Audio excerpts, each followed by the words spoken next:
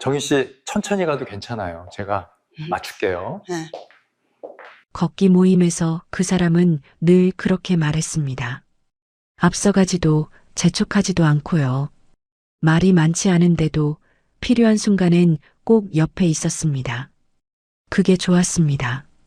다시 시작한다는 게 거창한 결심이 아니라 하루가 덜 무서워지는 느낌이라는 걸 저는 그때 처음 알았거든요. 그래서 우리는 결혼식은 하지 않고 혼인신고만 했습니다. 서로의 삶은 건드리지 말고 조용히 같이 살자고요. 그런데 같이 살기 시작한 지 며칠 지나지 않아 집안에서 제가 모르는 규칙이 하나씩 생겼습니다. 제가 없을 때만 울리는 초인종, 이름이 적힌 봉투들, 그리고 부엌 한쪽에 원래부터 있었던 것처럼 놓인 큰 상자. 그날 밤 그 사람이 말했습니다. 정희 씨, 토요일에 형님네 가야 해요. 그 말을 들었을 때 저는 알았습니다. 이게 시작이라는 걸. 걷기 모임에선 그렇게 다정하던 사람이 왜 집안에서만 달라졌을까요? 시작 전 어느 지역에서 시청 중이신지 댓글 한 번만 부탁드립니다.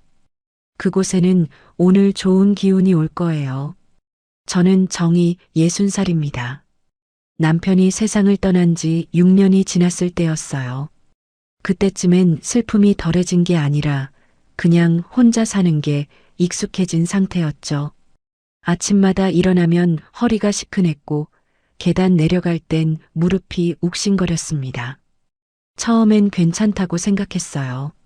나이 들면 다들 이렇게 산다고 스스로를 다독였죠. 그런데 어느 날 새벽 화장실 가려고 일어났다가 어지러워서 벽을 짚고 한참을 서 있었습니다. 그때 문득 이런 생각이 들었어요. 이러다 쓰러지면 누가 알까 하는 두려움이었습니다. 자식들한테 기대고 싶진 않았어요. 전화하면 엄마 괜찮아요?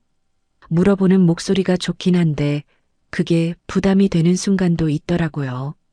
제가 힘들다고 말하면 애들이 자기 생활을 미뤄가며 달려올 게 뻔했거든요. 그래서 저는 병원도 혼자 가고 약도 혼자 타고 결과지도 혼자 받아봤습니다. 그러던 어느 날 동네 주민센터 게시판에서 공고 하나를 봤어요. 걷기 관절 스트레칭 8주 과정, 월 2만 원이라고 적혀 있었죠. 가격도 부담 없었고 뭔가 해야겠다는 생각이 들어서 신청했습니다. 첫날은 비가 조금 내렸는데 그래도 8명 정도가 모였어요. 강사 선생님이 출석 체크하고 운동화 끈 꼭 묶으라는 말을 했습니다. 바닥이 미끄러울 수 있으니 조심하라고 하더라고요. 저는 구석자리에 앉아서 가방을 내려놓고 다른 사람들 얼굴을 슬쩍 봤어요. 대부분 저랑 비슷한 나이대였고 다들 조용히 준비하고 있었습니다. 준비 운동이 끝나고 스트레칭 자세로 넘어갔을 때였어요. 한쪽 다리를 쭉 뻗고 상체를 숙이는 동작이었는데 갑자기 종아리에 쥐가 났습니다. 아 소리를 내며 바닥에 주저앉았죠. 부끄러워서 얼른 일어나려고 했는데 옆에 계시던 분이 다가왔어요. 괜찮으세요? 나지막한 목소리였습니다. 그 사람은 가방에서 파스하고 물병을 꺼내더니 제 앞에 살짝 내밀었어요. 잠깐 쉬세요. 무리하시면 더 아파요. 저는 감사합니다 하고 물을 받았습니다. 그 사람은 박성호라는 이름이었어요.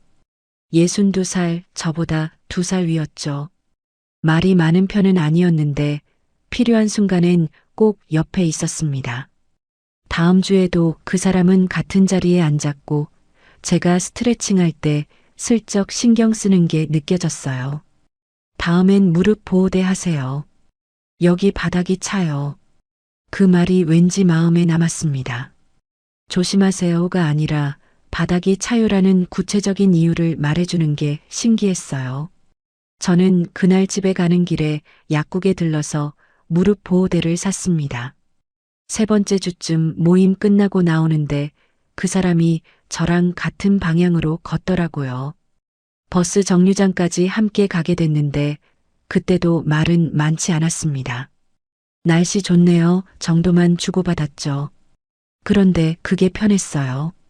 억지로 대화를 이어가지 않아도 되는 거리감이 있었거든요. 네 번째 주엔 강사 선생님이 오늘은 짝 운동을 한다고 했습니다. 2명씩 짝을 지어서 서로 스트레칭을 도와주는 방식이었어요. 자연스럽게 옆에 앉은 그 사람과 짝이 됐죠. 제가 먼저 해드릴게요. 그 사람이 제 팔을 천천히 당겨주면서 말했습니다. 아프면 바로 말씀하세요. 힘 조절이 딱 맞았어요. 너무 세지도 약하지도 않았죠. 모임이 끝나고 그 사람이 처음으로 개인적인 말을 꺼냈습니다. 저도 혼자 산 지 오래됐어요. 이혼하고 8년쯤 됐습니다. 저는 잠깐 놀랐지만 대답했어요. 저는 남편이 돌아가신 지 6년 됐어요. 그 사람은 고개만 끄덕였습니다. 힘드셨겠어요. 짧은 말이었지만 뭔가 통하는 느낌이 들었어요. 그 뒤로 우리는 모임 끝날 때마다 잠깐씩 이야기를 나눴습니다. 처음엔 박 선생님이라고 불렀고 그 사람도 저를 김 선생님이라고 했어요. 5번째 주쯤 그 사람이 제 이름을 불렀습니다. 김정희님, 오늘 무릎은 좀 어떠세요? 갑자기 이름으로 불리니까 조금 어색했지만 나쁘지 않았어요. 6번째 주 모임이 끝나고 비가 왔습니다. 저는 우산이 없어서 처마 밑에서 기다리고 있었는데 그 사람이 우산을 펴더니 말했어요. 같이 가시죠. 어차피 같은 방향인데. 그렇게 우산 하나를 나눠 쓰고 버스 정류장까지 갔습니다. 빗소리가 크게 들려서 말은 별로 하지 않았어요. 그런데 그게 더 편했습니다. 말을 채워 넣지 않아도 괜찮은 사이라는 게 느껴졌거든요. 7번째 주엔 그 사람이 조심스럽게 물었습니다. 혹시 연락처 드려도 될까요? 모임 빠지실 때 연락하면 제가 내용 전해드릴게요. 저는 잠깐 생각하다가 번호를 줬어요. 나쁜 사람 같진 않았거든요. 그날 저녁 문자가 왔습니다. 오늘 비 맞지 않으셨죠? 조심히 들어가세요. 저는 네, 감사합니다라고만 답했습니다.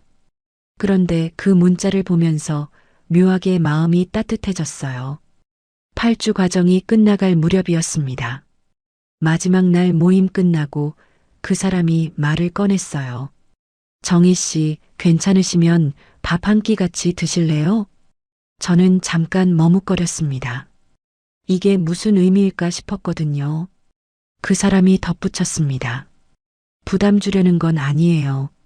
저도 혼자 밥 먹는 게 익숙하긴 한데 가끔은 누군가랑 같이 먹고 싶을 때가 있어서요. 그 말이 솔직하게 들렸습니다. 거창한 고백도 아니고 그냥 같이 밥 먹자는 제안이었어요. 저는 천천히 고개를 끄덕였습니다. 네, 좋아요. 우리는 주민센터 근처 작은 식당에 갔습니다. 된장찌개 정식을 시켰고 마주 앉아서 밥을 먹었어요. 그 사람은 여전히 말이 많지 않았습니다. 맛있네요 정도만 말했고 저도 네, 괜찮네요 하고 답했죠. 밥을 다 먹고 나오는데 그 사람이 말했습니다. 다음엔 제가 아는 곳으로 가요. 거긴 반찬이 더 잘 나와요. 저는 웃으며 대답했어요. 그럼 다음에 또 봬요. 그렇게 우리는 일주일에 한 번씩 만났습니다. 처음엔 밥만 먹고 헤어졌는데 점점 산책도 같이 하고 가끔 차도 마셨어요. 그 사람은 절대 서두르지 않았습니다. 제 속도에 맞춰줬고 불편한 질문도 하지 않았어요. 2달쯤 지났을 때 그 사람이 물었습니다. 정희 씨는 지금 어디 사세요? 저는 대답했어요. 월세 원룸이요. 예전엔 빌라가 있었는데 지금은 세를 줘서요. 그 사람이 고개를 끄덕였습니다. 저는 아파트에 혼자 살아요. 24평인데 혼자 살기엔 좀 넓어요. 그 말에는 무슨 뜻이 숨어 있는 것 같았지만 저는 그냥 넘어갔습니다. 석 달째 되던 날이었어요. 그 사람이 처음으로 진지한 표정을 지었습니다. 정희 씨, 저 말 하나 해도 될까요? 저는 긴장하며 대답했어요. 네, 말씀하세요. 그 사람이 천천히 말했습니다. 저도 혼자 지낸 지 오래예요. 부담되는 건 싫습니다. 그냥 같이 밥 한 끼만 드실래요? 아, 잠깐. 이건 처음 했던 말이었습니다. 그런데 이번엔 뉘앙스가 달랐어요. 밥 한 끼가 아니라 같이 살자는 의미로 들렸거든요. 저는 잠깐 망설이다가 물었습니다. 그게 무슨 뜻이에요? 그 사람이 조용히 답했습니다. 우리 같이 살면 안 될까요? 결혼식 같은 건 안 해도 돼요. 그냥 조용히 서로 기대지 말고요. 그날 밤 저는 집에 돌아와서 한참을 생각했습니다. 다시 누군가와 산다는 게 어떤 의미일까 하고요. 집안에서 제가 모르는 규칙이 하나씩 생겼습니다. 제가 없을 때만 울리는 초인종, 이름이 적힌 봉투들, 그리고 부엌 한쪽에 원래부터 있었던 것처럼 놓인 큰 상자. 그날 밤 그 사람이 처음으로 말을 아꼈습니다. 정혜 씨, 이건 그냥 한 번만. 처음이니까. 처음이라니요. 저는 그 처음이 뭔지도 모른 채 이미 그 집 안쪽으로 들어가고 있었습니다. 걷기 모임에선 그렇게 다정하던 사람이 왜 집안에서만 달라졌을까요? 그 사람의 제안을 받고 저는 며칠 동안 잠을 설쳤습니다. 같이 살자는 말이 계속 머릿속을 맴돌았어요. 좋은 사람인 건 맞는데 그게 재혼까지 가야 하는 걸까 싶었죠. 그런데 문득 이런 생각이 들었습니다. 제가 왜 망설이고 있는지 정확히 알 수 없었어요. 두려워서인지, 기대가 없어서인지, 아니면 그냥 익숙한 혼자가 편해서인지. 일주일쯤 지나서 저는 그 사람을 다시 만났습니다. 성우 씨, 제가 생각 좀 해봤어요. 그 사람은 조용히 제 말을 기다렸어요. 저 결혼식 같은 건 못해요. 사람들 앞에 서는 것도 싫고 축하받는 것도 부담스러워요. 그 사람이 바로 대답했습니다. 저도 그래요. 체면 세우는 건 이제 지겹습니다. 그냥 서류만 정리하면 되죠. 그 말이 왠지 마음에 들었어요. 거창하지 않고 현실적이었거든요. 저는 조심스럽게 물었습니다. 그럼 우리 어떻게 하죠? 그 사람이 답했어요. 혼인신고만 하면 돼요. 결혼식은 안 해도 되고 조용히 같이 살면 되죠. 그날 밤 저는 다시 한번 생각했습니다. 제가 왜 혼자 사는 게 힘들어졌는지 정확히 정리해 봤어요. 첫 번째는 돈이었습니다. 월세의 관리비, 거기다 병원비까지 합치면 한 달에 거의 70만 원이 나갔어요. 국민연금이랑 작은 적금 이자로는 빠듯했죠. 예전에 살던 빌라는 세를 줬지만 세입자 계약이 2년 남아서 당장 돌아갈 수도 없었습니다. 두 번째는 건강이었어요. 혼자 사는데 어지럽거나 아프면 정말 막막했거든요. 한 번은 새벽에 어지러워서 응급실 갈 뻔했는데 택시 부르는 것도 무서웠어요. 누가 옆에 있었으면 하는 생각이 들었습니다. 세 번째는 자식들이었어요. 애들한테 기대고 싶지 않았거든요. 전화할 때마다 엄마 괜찮아? 묻는 게 고마우면서도 부담스러웠습니다. 제가 알아서 살 수 있으면 애들도 편할 거라고 생각했어요. 그 사람도 비슷한 이유였습니다. 이혼하고 8년 동안 혼자 살았는데 집에 불만 켜져 있고 말 한마디 없는 게 길어졌대요. 우리 서로 기대지 말고 조용히 살아요. 그 말이 저한테는 오히려 안심이 됐습니다. 한 달쯤 생각하다가 저는 결정했어요. 성우 씨, 우리 같이 살아요. 그 사람이 잠깐 놀란 표정을 짓더니 천천히 웃었습니다. 고마워요, 정희 씨. 혼인신고는 조용히 했습니다. 동사무소에 가서 서류 내고 도장 찍고 그게 끝이었어요. 누구한테 알리지도 않았고 축하 문자도 없었죠. 그런데 그게 더 편했습니다. 이사 날짜를 잡았어요. 저는 짐을 최대한 줄였습니다. 옷 2계절분, 약통, 이불 한 채, 그리고 남편 사진 한 장만 챙겼어요. 나머지는 원룸에 두고 나중에 천천히 정리하기로 했습니다. 그 사람 집은 아파트였어요. 24평, 방 2개에 거실이 넓었습니다. 제가 짐을 들고 들어갔을 때 그 사람이 말했어요. 짐은 천천히 옮기죠. 급할 거 없어요. 첫날 밤은 어색했습니다. 저는 작은 방을 쓰기로 했고 그 사람은 큰 방을 썼어요. 여보라는 말은 서로 못했고 저기 그쪽 이런 식으로 말했습니다. 같이 산 지 이틀째 되던 날이었어요. 아침에 일어나서 부엌에 갔는데 그 사람이 이미 밥을 차려놓고 있었습니다. 일어나셨어요? 간단하게 준비했어요. 된장국에 계란말이, 김치가 전부였지만 왠지 마음이 따뜻해졌어요. 고마워요. 저는 밥을 먹으면서 생각했습니다. 이게 나쁘지 않을 수도 있겠다고요. 첫 달은 평온했습니다. 그 사람은 설거지도 같이 했고 빨래도 나눠서 했어요.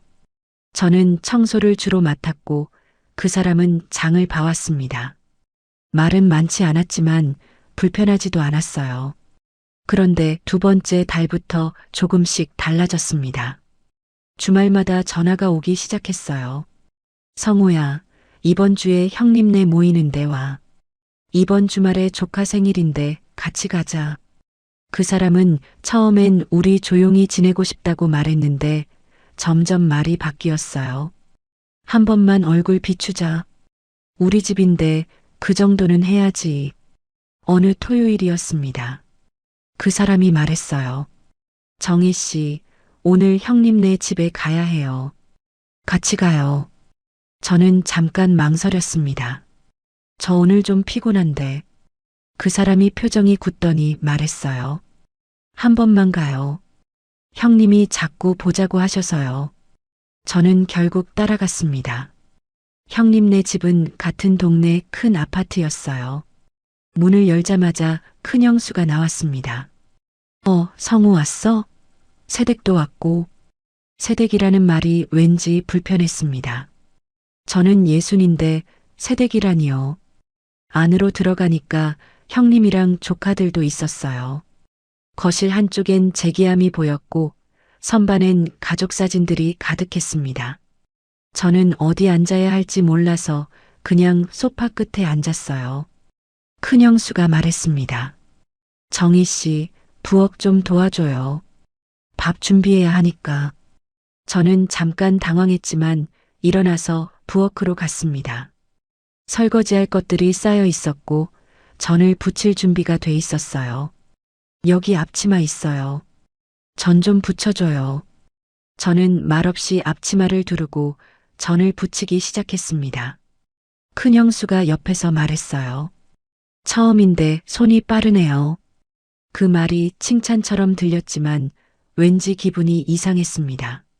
손이 빠르다는 게 좋은 말인지 아니면 앞으로도 이렇게 해라는 뜻인지. 저는 전을 다 부치고 설거지까지 했습니다.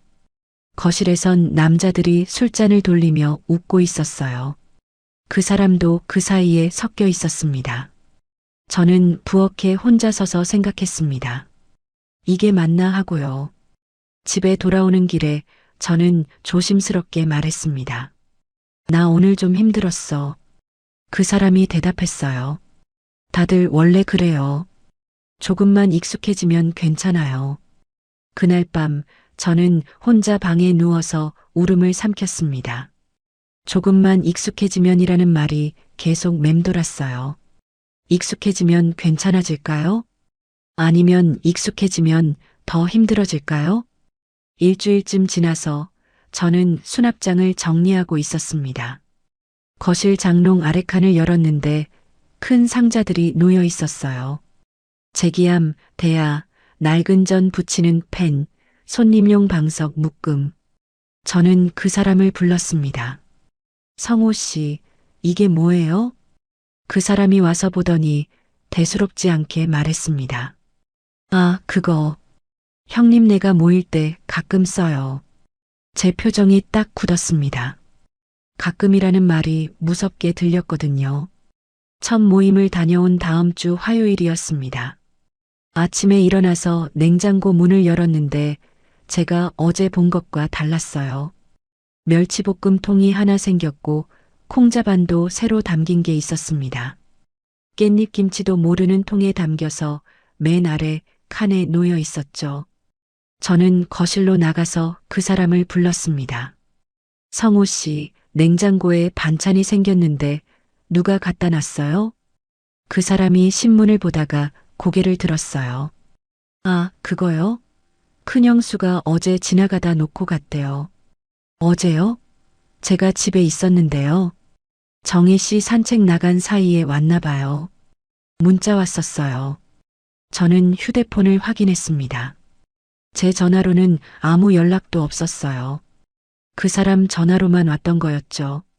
그럼 초인종도 안 눌렀나요? 비밀번호 알고 계셔서 그냥 들어오셨나 봐요. 저는 잠깐 말을 잃었습니다. 비밀번호를 알고 있다니 그럼 언제든 들어올 수 있다는 얘기잖아요. 형수님이 비밀번호를 알아요? 네, 가족이니까요. 원래 알고 계셨어요. 가족이니까. 그 말이 제 가슴에 걸렸습니다.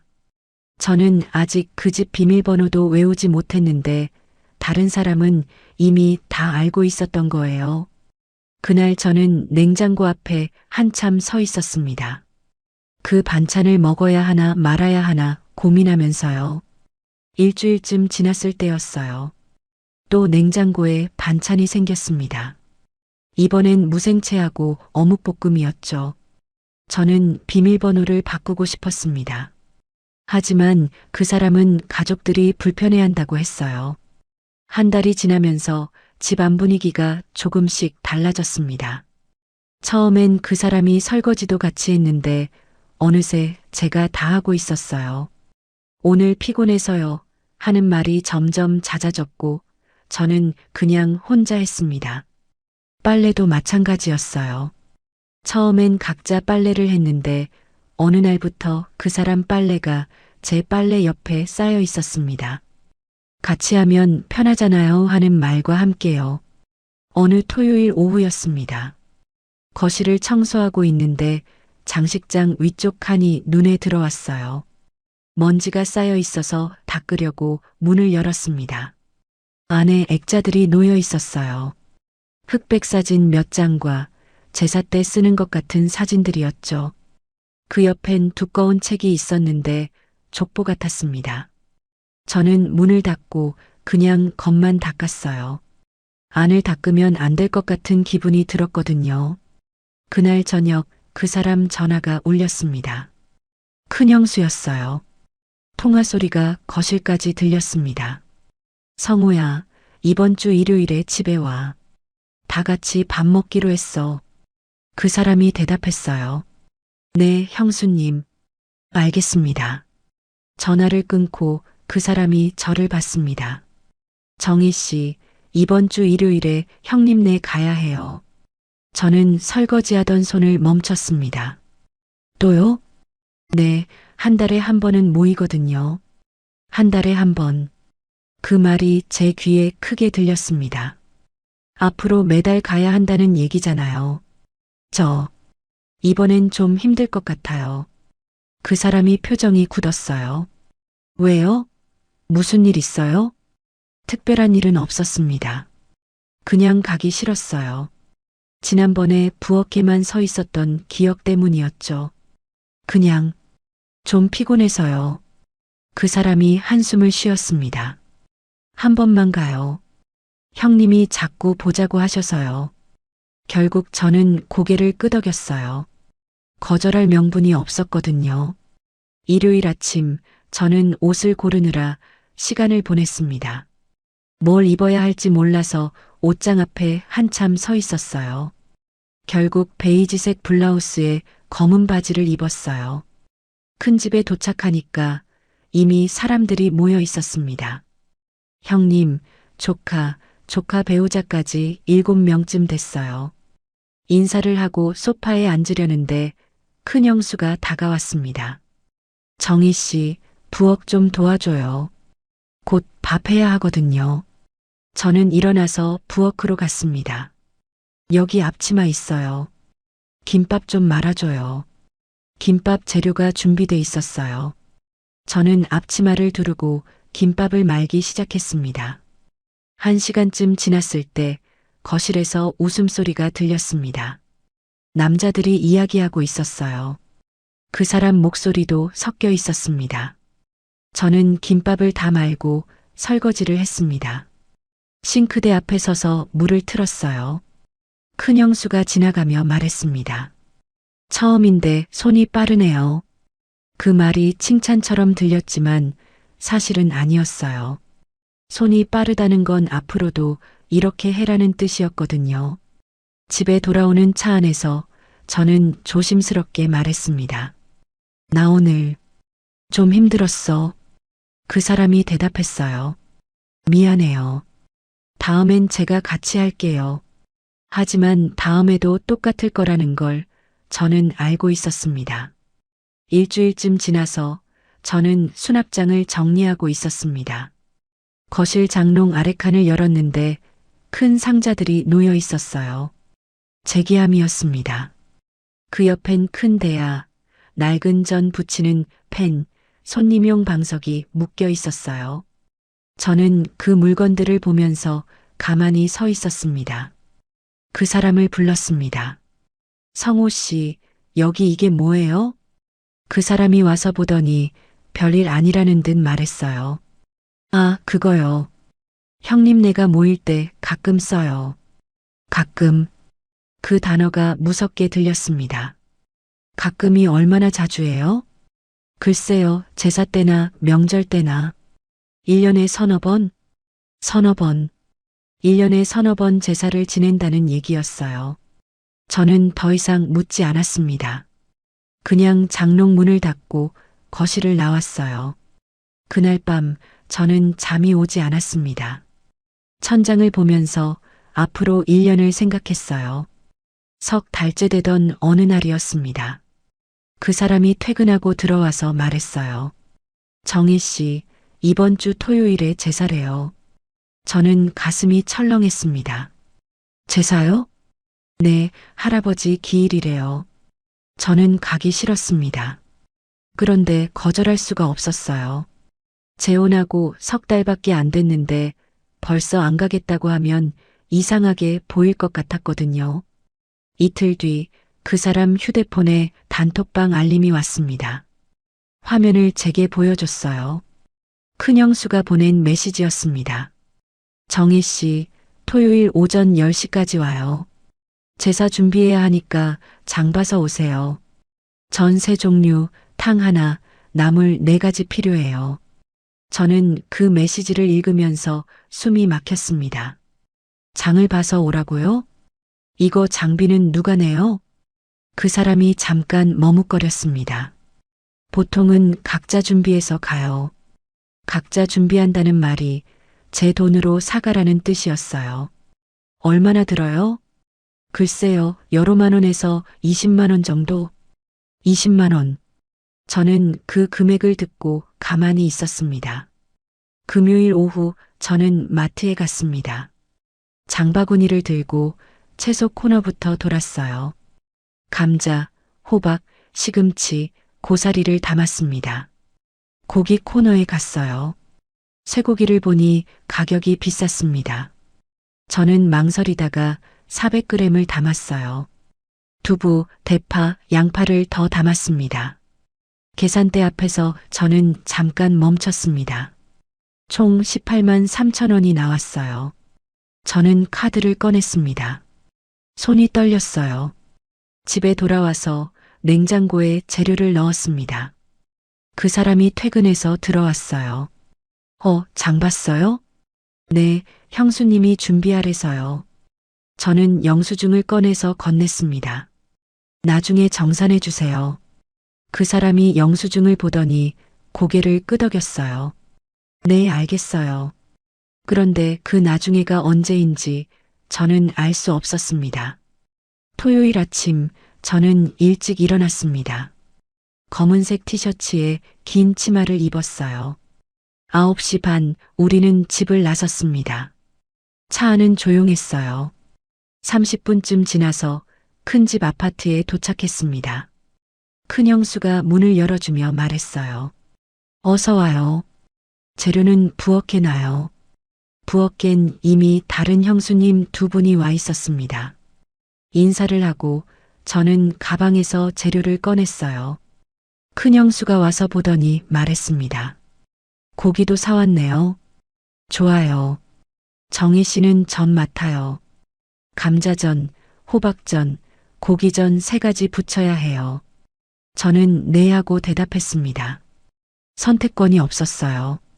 앞치마를 두르고 전을 부치기 시작했습니다. 기름이 튀고 연기가 올라왔어요. 1시간쯤 지났을 때 등에서 땀이 났습니다. 2시간쯤 지났을 때 손목이 아팠어요. 거실에서 남자들 목소리가 들렸습니다. 웃는 소리, 술잔 부딪는 소리가 났어요. 그 사람 목소리도 섞여 있었습니다. 저는 전을 뒤집으면서 생각했습니다. 저 사람은 편하게 앉아 있는데 나는 왜 여기 서 있을까? 오후 1시쯤 제사가 시작됐습니다. 남자들이 거실에 모여서 절을 했어요. 저는 부엌에서 음식을 더 데우고 있었습니다. 제사가 끝나고 음복이 시작됐어요. 남자들이 먼저 상에 앉았습니다. 여자들은 부엌에서 밥을 먹었어요. 저는 구석에 앉아서 국 한 그릇을 받았습니다. 음복이 끝나고 음식을 포장했습니다. 큰형수가 지시했어요. 이건 큰집 가져가고, 이건 둘째네, 이건 조카. 저는 음식을 담으면서 가만히 세어봤습니다. 제 손으로 만든 음식이 다른 집으로 가고 있었어요. 우리 거는요? 제가 조심스럽게 물었습니다. 큰형수가 작은 봉지를 건네며 말했어요. 이거 가져가요. 많이 못 드려서 미안해요. 봉지 안엔 전 4장이 전부였습니다. 집에 돌아오는 차 안에서 저는 입을 열었습니다. 성우 씨, 오늘 장비 정산해 주세요. 18만 3천 원이요. 그 사람이 잠깐 멈칫하더니 말했어요. 아, 맞다. 깜빡했네요. 다음 주에 드릴게요. 다음 주. 저는 그 말을 믿을 수 없었습니다. 집에 도착해서 저는 조심스럽게 말했어요. 나 다음엔 못 가겠어요. 그 사람이 한숨을 쉬더니 말했습니다. 다들 원래 그래요. 조금만 익숙해지면 괜찮아요. 익숙해지면 괜찮다고요. 저는 그 말이 이해가 안 갔습니다. 그날 밤 저는 방에 혼자 앉아 있었습니다. 문을 닫고 침대에 앉았어요. 통장을 꺼내서 봤습니다.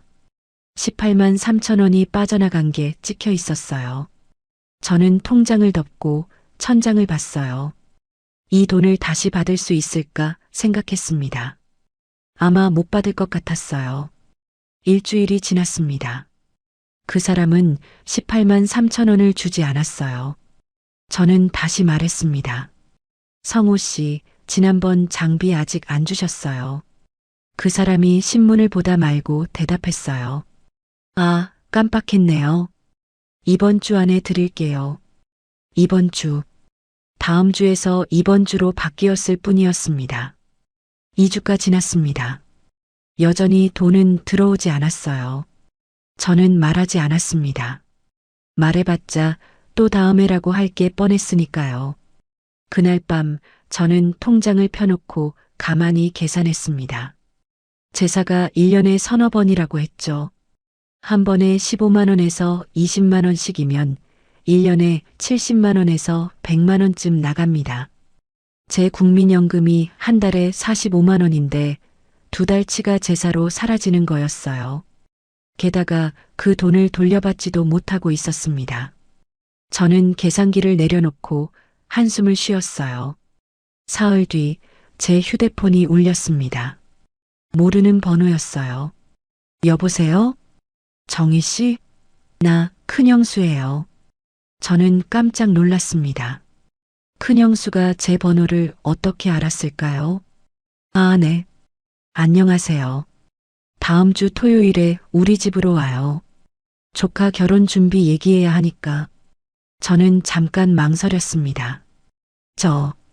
그날 좀 어려울 것 같아요. 큰형수 목소리가 차갑게 변했어요. 어려워요? 무슨 일 있어요? 그냥 개인 일정이 있어서요.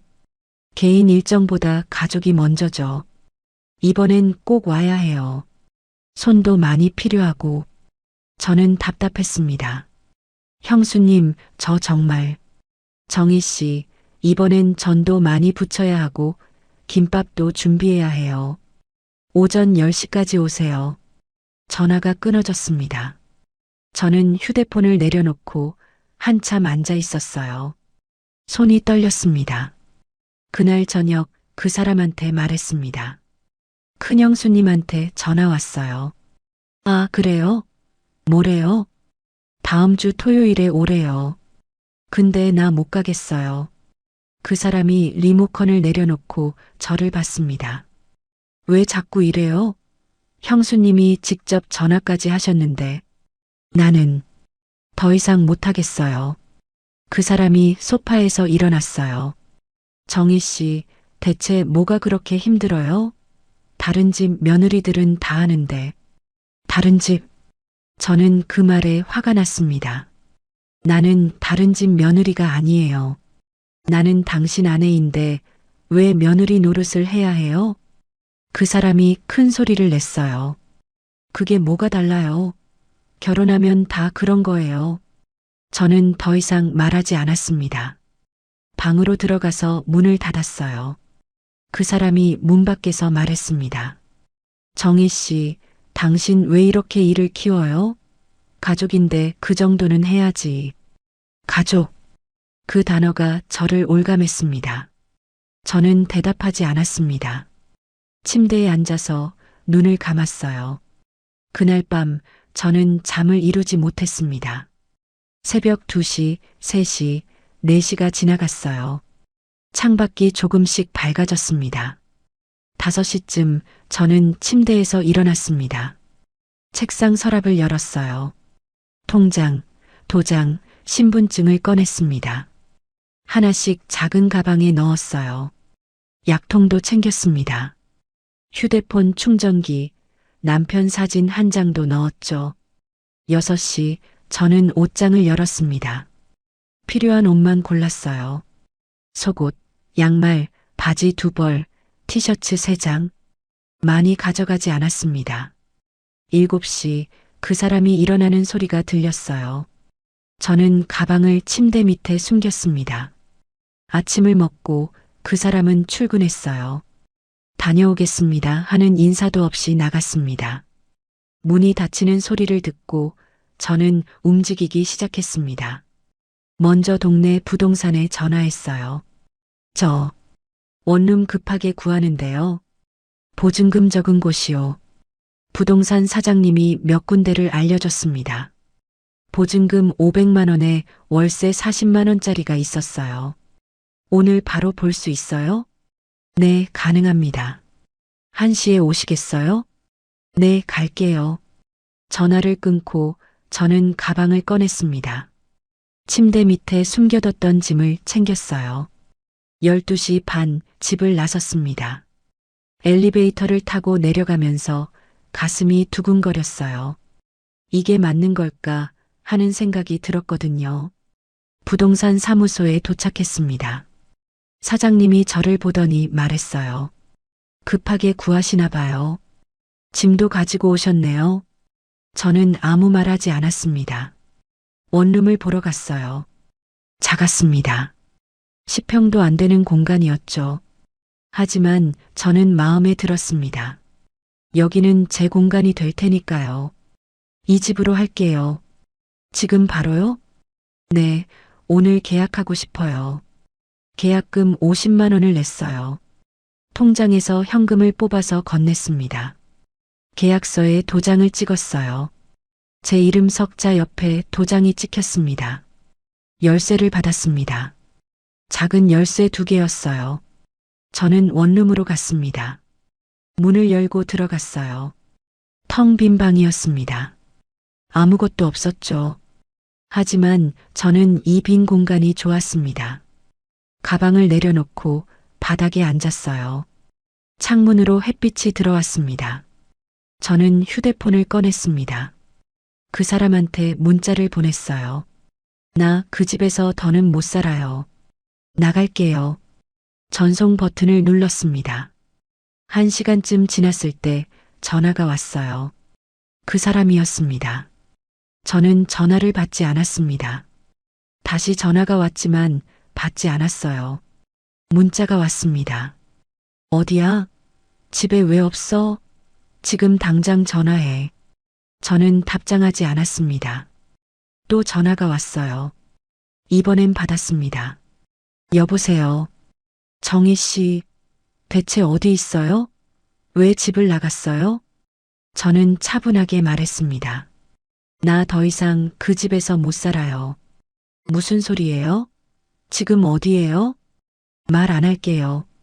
나 이제 혼자 살 거예요. 정희 씨, 제발 얘기 좀 해요. 집에 와요. 얘기하자고요. 저는 잠깐 생각했습니다. 얘기한다고 뭐가 달라질까요? 성호 씨, 나 진심이에요. 이혼할게요. 이혼? 갑자기 무슨 이혼 얘기예요? 갑자기가 아니에요. 나 오래 생각했어요. 전화 너머로 그 사람이 한숨 쉬는 소리가 들렸어요. 정희 씨, 우리 얘기 좀 해요.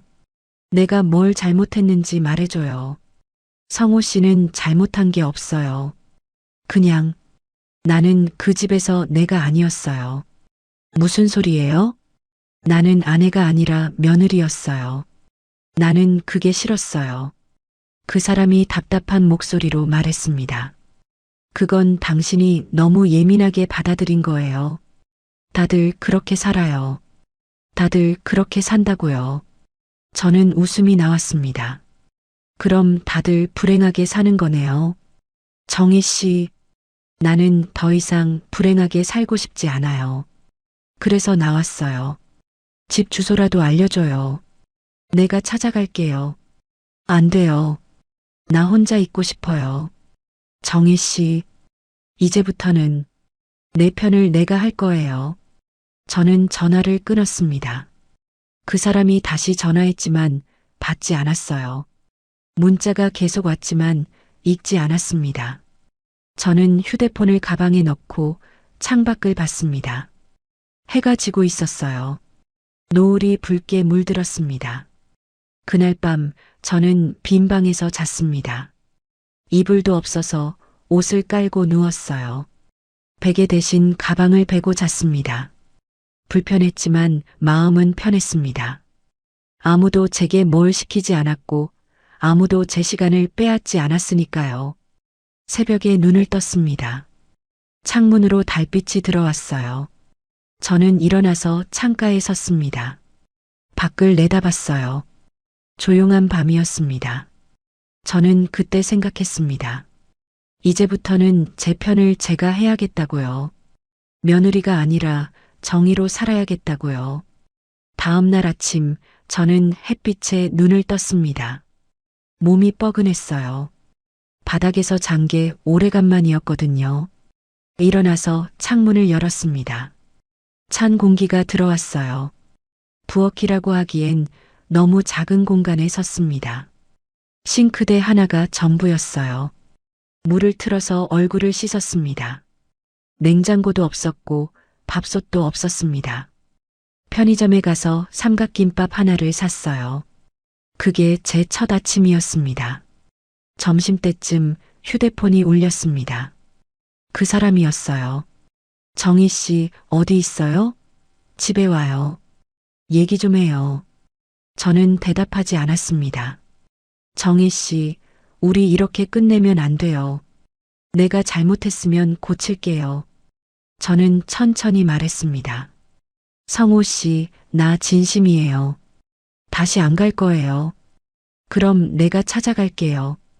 주소 알려줘요. 안 돼요. 나 혼자 있고 싶어요. 전화를 끊었습니다. 오후에 마트에 갔어요. 이불 하나, 작은 밥솥 하나, 냄비 하나를 샀습니다. 계산대에서 12만 원이 나왔어요. 카드를 긁는데 손이 떨렸습니다. 원룸으로 돌아와서 이불을 폈습니다. 5만 원짜리 싼 이불이었지만 그래도 바닥보다는 나았어요. 저녁에 밥을 지었습니다. 밥솥 사용법을 읽어보고 쌀을 씻었어요. 밥이 지어지는 동안 저는 창밖을 봤습니다. 해가 지고 있었어요. 밥솥 뚜껑을 열었을 때 밥 냄새가 났습니다. 그 냄새가 좋았어요. 김치 한 봉지를 사왔던 게 있어서 밥이랑 같이 먹었습니다. 혼자 먹는 저녁이었지만 편했어요. 이틀째 그 사람한테 문자가 왔습니다. 정희 씨, 내가 뭘 잘못했는지 말해줘요. 고칠게요. 저는 답장했습니다. 성호 씨 잘못 아니에요. 그냥 우리가 안 맞았어요. 안 맞다니 우리 잘 지냈잖아요. 저는 답장하지 않았습니다. 사흘째 또 전화가 왔어요. 정희 씨, 형수님이 사과하고 싶대요. 한 번만 만나요. 저는 잠깐 말을 잃었습니다. 아니에요. 만날 필요 없어요. 정희 씨, 그래도 성호 씨, 나 정말 안 갈 거예요. 연락 그만하세요. 전화를 끊고 저는 한참 앉아 있었습니다. 나흘째 저는 약국에 갔습니다. 무릎약을 사러 갔어요. 약사가 물었습니다. 어르신, 혼자 사세요? 네. 무릎 조심하세요. 계단 오르내릴 때 천천히 하시고요. 네, 감사합니다. 약국을 나오면서 저는 생각했습니다. 이제 이런 것도 제가 챙겨야 한다고요. 닷새째, 저는 동네를 걸었습니다. 혼자서요. 원룸 주변을 한 바퀴 돌았어요. 마트가 어디 있는지, 병원은 어디 있는지, 버스 정류장은 어디인지 확인했습니다. 여드레째, 그 사람한테 마지막 전화가 왔습니다. 정희 씨, 우리 정말 이혼해야 해요? 저는 대답했습니다. 네. 알겠어요. 서류 준비하면 연락 주세요. 네. 전화가 끊어졌습니다. 저는 휴대폰을 내려놓고 창밖을 봤어요. 겨울이 끝나가고 있었습니다. 열흘째 저는 원룸 바닥을 닦았습니다. 걸레질을 하면서 구석구석을 닦았어요. 이 작은 공간이 제 집이었습니다. 좁았지만 제 공간이었어요. 열이틀째 저는 달력을 샀습니다. 벽에 걸고 날짜를 확인했어요. 병원 예약일을 적었습니다. 약 먹는 시간도 적었어요. 제 일정이었습니다. 누가 정해준 게 아니라 제가 정한 일정이었어요. 보름째 저는 거울을 봤습니다. 야윈 얼굴이었어요. 하지만 눈빛은 예전과 달랐습니다. 더 단단해진 것 같았어요. 그날 저녁 저는 결심했습니다. 이혼 서류를 준비해야겠다고요. 내일 동사무소에 가야겠다고 생각했습니다. 창밖으로 별이 보였어요. 오랜만에 보는 별이었습니다. 저는 그 별을 보면서 생각했습니다. 이제 정말 끝내야겠다고요. 깨끗하게 정리하고 제 삶을 살아야겠다고요. 며느리가 아니라 정의로요. 일주일 뒤 저는 이혼 서류를 준비했습니다. 동사무소에 가서 이혼 신고서를 받아왔어요. 서류를 펴놓고 한참 들여다봤습니다. 신청인, 배우자, 혼인기간, 이혼 사유.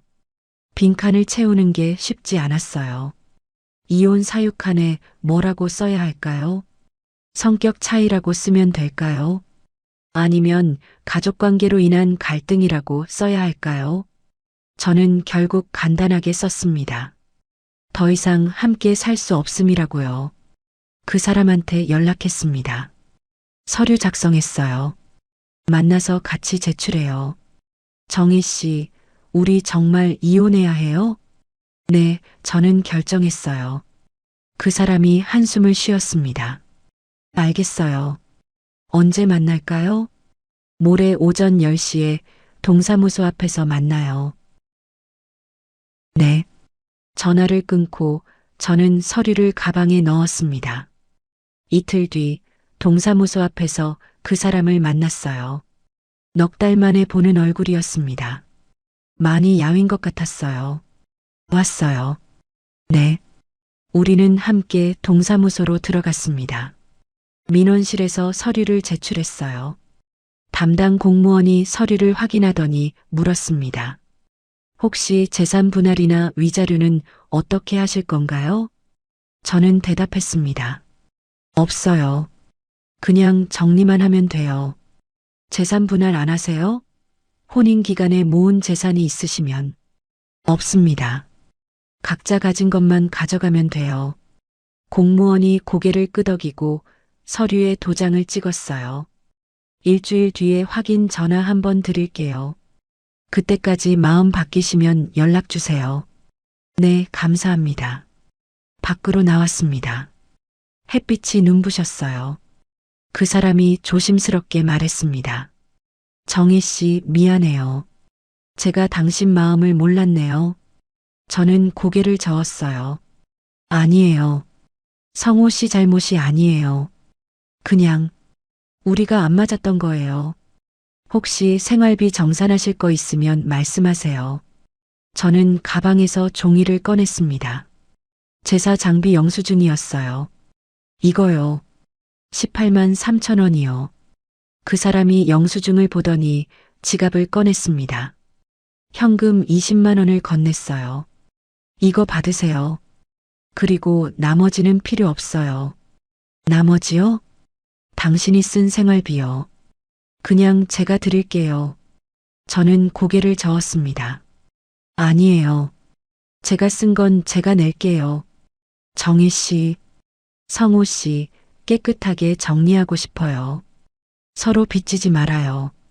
그 사람이 고개를 끄덕였습니다. 우리는 거기서 헤어졌어요. 마지막 인사도 없이 각자 반대 방향으로 걸어갔습니다. 저는 원룸으로 돌아왔습니다. 문을 열고 들어가니 여전히 텅 비어 있었어요. 그동안 저는 이불 하나, 작은 밥솥 하나, 냄비 하나를 샀습니다. 최소한의 살림이었죠. 냉장고는 사지 않았어요. 필요할 때마다 마트에서 사오기로 했습니다. 저녁을 간단하게 해 먹었어요. 계란 하나 풀어서 국을 끓이고 밥을 한 공기 먹었습니다. 혼자 먹는 밥이었지만 편했어요. 누가 뭐라고 하지 않았고 누구 눈치 볼 필요도 없었으니까요. 한 달쯤 지났을 때 이혼이 확정됐습니다. 동사무소에서 확인 전화가 왔어요. 이혼 신고 처리 완료됐습니다. 네, 감사합니다. 전화를 끊고 저는 창밖을 봤습니다. 봄이 오고 있었어요. 나무에 새싹이 돋았고 햇빛도 따뜻해졌습니다.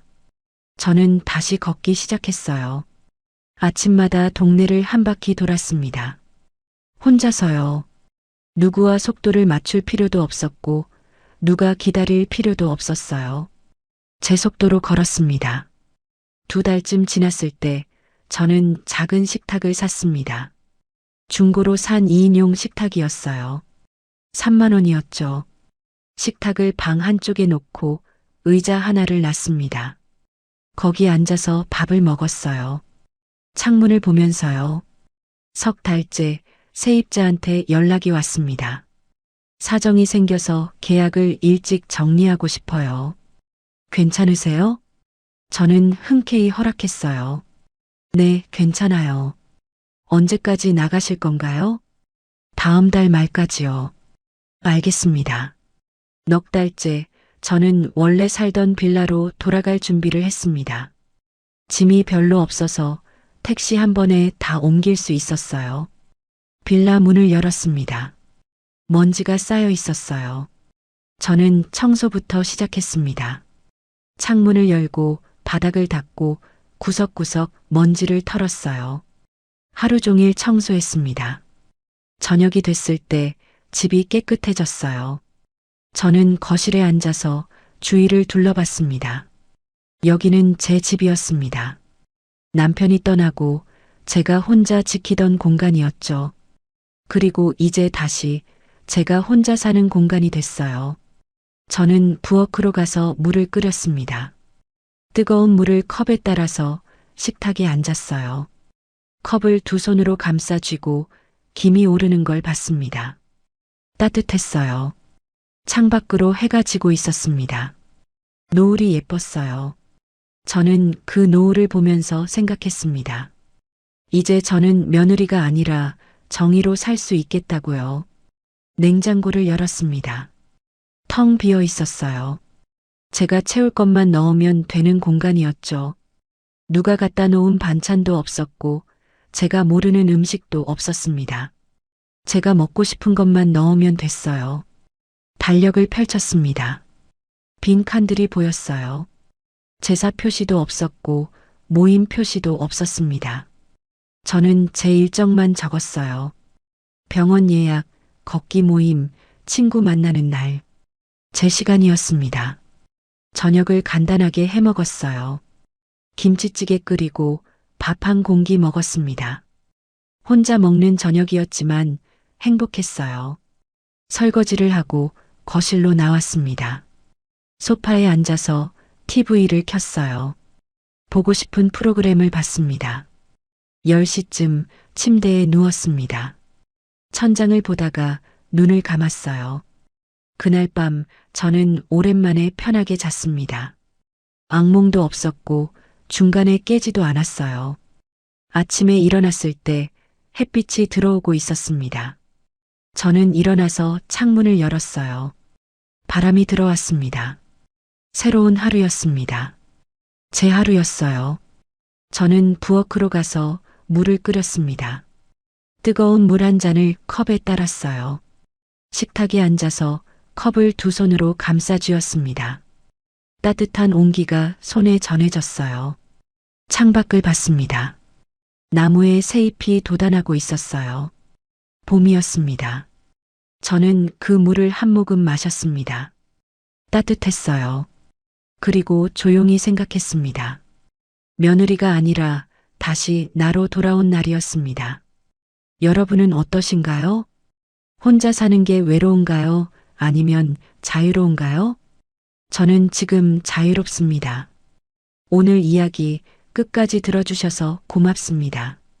구독해 두시면 다음 사연도 과장 없이 있는 그대로 더 친절하게 들려드릴게요.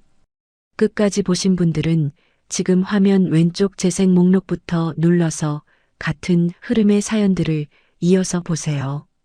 그리고 오른쪽 추천 영상은 이 지옥이 시작된 첫 단추가 더 선명하게 나옵니다. 지금 바로 하나만 눌러주시면 그대로 이어집니다.